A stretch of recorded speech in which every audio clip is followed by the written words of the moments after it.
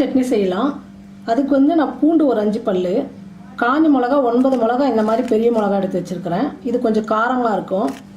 தக்காளி வந்து பெரிய சைஸ் தக்காளி இந்த மாதிரி ஒரு 3 தக்காளி எடுத்துக்கோங்க. இது வந்து 3 போட்டு நம்ம மிக்சியில் அரைச்சிக்கலாம். அரைச்சிட்டு தாளிக்கிறதுக்கு நெல்லெண்ணெய் எடுத்துக்கோங்க. கார சட்னிக்கெல்லாம் நெல்லெண்ணெய் போட்டிங்கன்னா ரொம்ப டேஸ்ட்டாக இருக்கும். காரமாக அந்த அளவுக்கு தெரியாது.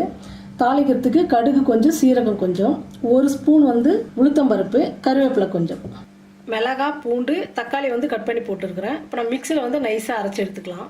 பாருங்கள், நான் மிக்சியில் போட்டேன். தக்காளி, காஞ்ச மிளகா, பூண்டுலாம் நல்லா நைஸாக இந்த மாதிரி அரைச்சி எடுத்துக்கிட்டேன்.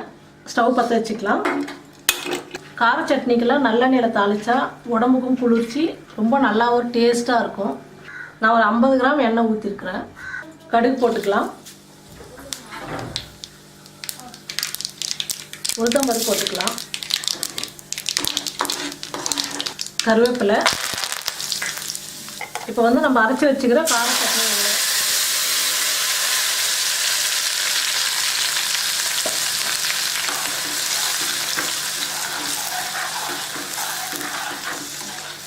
அரைச்சி வச்சுக்கிற கார சட்னி வந்து நான் எண்ணெயில் வந்து ஊற்றிட்டேன். இது வந்து நல்லா கொதித்து கட்டியாக வரணும். நல்லா கலக்கி விட்டுக்கலாம்.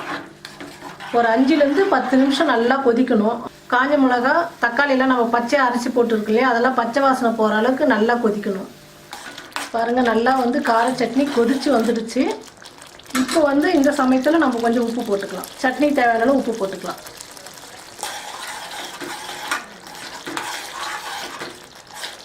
நல்லா கலக்கி விட்டுடுங்க. இன்னும் 2 நிமிஷம் கொதிச்சா சட்னி ரெடி ஆகிடும். கொஞ்சம் நேரம் கொதிக்கட்டும். பாருங்கள், கார சட்னி நல்லா கொதித்து நல்லா நம்ம சாப்பிட்ற அளவுக்கு பக்குவமாக சூப்பராக வந்துடுச்சு. இது வந்து தோசைக்கு, இட்லிக்கு, பஜ்ஜி, போண்டாக்கெல்லாம் தொட்டுன்னு சாப்பிட்றதுக்கு ரொம்ப டேஸ்ட்டாக இருக்கும். இந்த மாதிரி செஞ்சு பாருங்கள். நீங்கள் கார சட்னி செஞ்சு சாப்பிட்டு கமெண்டில் சொல்லுங்கள், ஷேர் பண்ணுங்கள்.